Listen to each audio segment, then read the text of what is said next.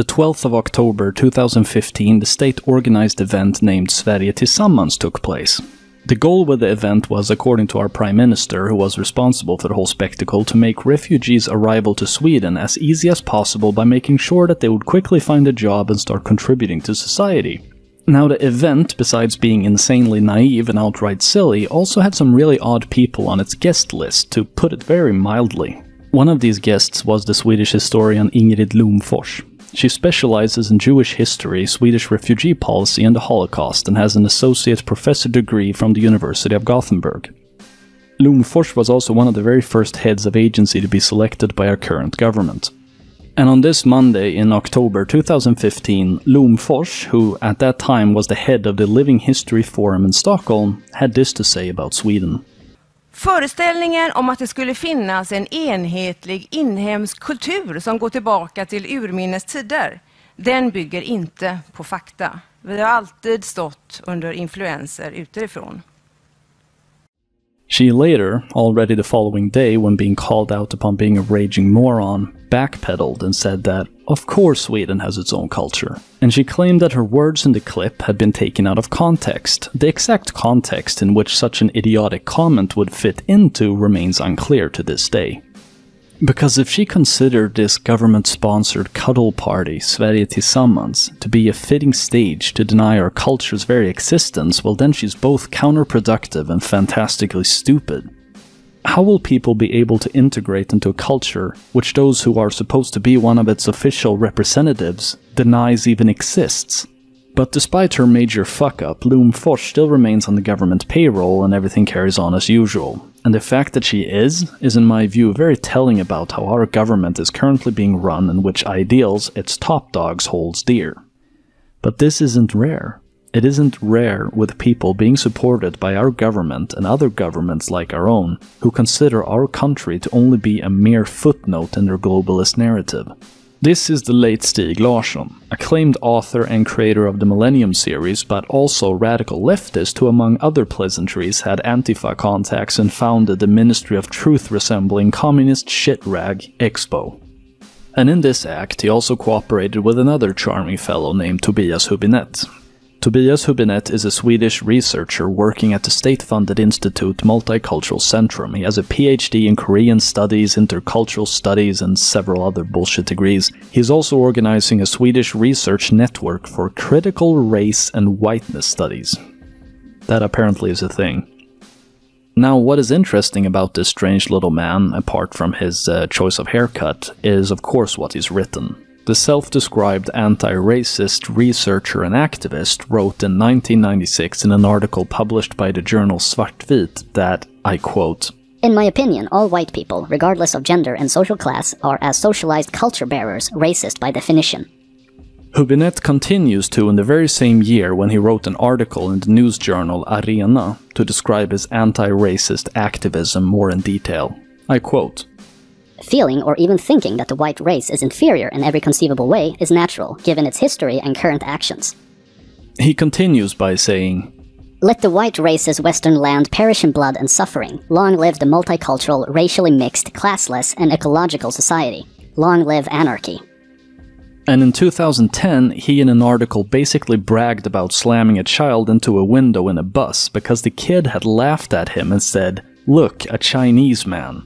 And Hübinette is of South Korean descent, which the kid, who'd never fucking met him before, of course should have known, so Hübinette went full batshit and abused the child to the point of making him cry. This researcher and co-founder of Expo has been labeled mentally unstable during a trial in 1995 where he'd issued death threats against a Sweden Democratic member and his family. But despite its aggressive and crazy founders, Expo today describes themselves as being politically transboundary, yet time and time again proves that to be just complete bullshit. They are extremely far left and have several full-time contributors that have been or are still members of far-left groups such as Antifa. Several of their contributors have also been convicted of political violence and vandalism of varying severity, and despite lying about it, the organization has also received millions of crowns in financial aid from the government and also from several wealthy private donors. Expo is very often described as only being a group of brave and kind-hearted activists who wants to make the world a better and less racist place. And founder Stieg Larsson is canonized in Swedish media and glorified in public discourse in general. It's very rarely mentioned, for instance, that Expo enjoys mapping out people who they consider to be racist or far-right activists. This seems to be a tradition at this point for the Swedish far left, and Expo is no exception. So despite our Swedish security police saying that the clearly most dangerous threat against democracy today in Sweden, besides radical Islam, is coming from the far left, Expo, like true communists, just continue to map people out based upon nothing more than their opinions. Now, why am I going on about an organization founded by a butthurt racist with a victim complex and a dead commie millionaire? Well, it is because of our government's acceptance and outright support of their slimy organization and others like it. Despite Expo's criminal activity and disgusting assaults against freedom of speech and democracy, our ex-national coordinator against violent extremism, Mona Sahlin, has for many years been involved with Expo, together with, for instance, the ex-CEO of Sweden's allegedly non-partisan public radio. And despite Miss Sahlin's close connections with this Stasi-like organization, she has still been handed several important positions throughout her years active within our government. At one point she was even our country's vice prime minister, and I'm sure that if she hadn't been an incurable criminal, an idiot and a liar, she would have become this country's first female prime minister. Not that idiocy has ever put a stick in the wheel of Swedish prime minister ambitions before, but you get my point. Why does this country's government accept hate speech against white people and especially against ethnic white Swedes, but will convict you for even the slightest valid criticism aimed against minority groups?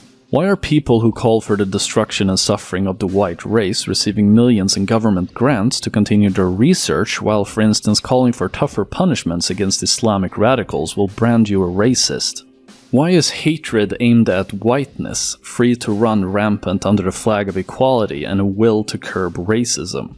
I don't at this point think that it's conspiratorial to think that our government and several like it throughout Europe have an acceptance for far-left extremism, violence and threats and anti-white racism that would be completely unacceptable if aimed at any other group. And these people that are handing out government grants to race-obsessed activists, they don't have any idea what the hell they're doing, because they are in fact cultivating animosity towards minorities, ironically. The increasing hostility towards economic migrants and refugees and the gigantic costs that comes with it seems not to be calming down anytime soon. And this despite the protesters bleeding social capital by harming their social networks since they lose friends and get hung out as racists for not wanting to pay for the dental care for the entire MENA region. People I've spoken to have lost those who they viewed as friends over their protests against the unequal treatment of those who are actually picking up the bill to pay for mass immigration of low-skilled labor into the EU. Low-skilled labor that is going to hurt the working white majority Swede first and hardest. There is no incentive to hire low-skilled white workers. There is no additional support to find when it comes to a white person with low human capital who is struggling to find housing.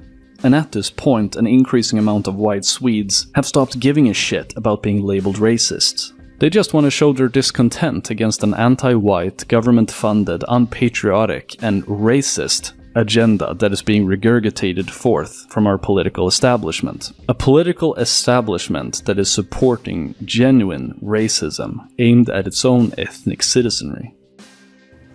Klassamhället var det första, att komma åt manssamhället var det andra. Och nu är det vita, medelsvenska, heterogena, manliga Sverige som är det tredje uppgiften att bryta.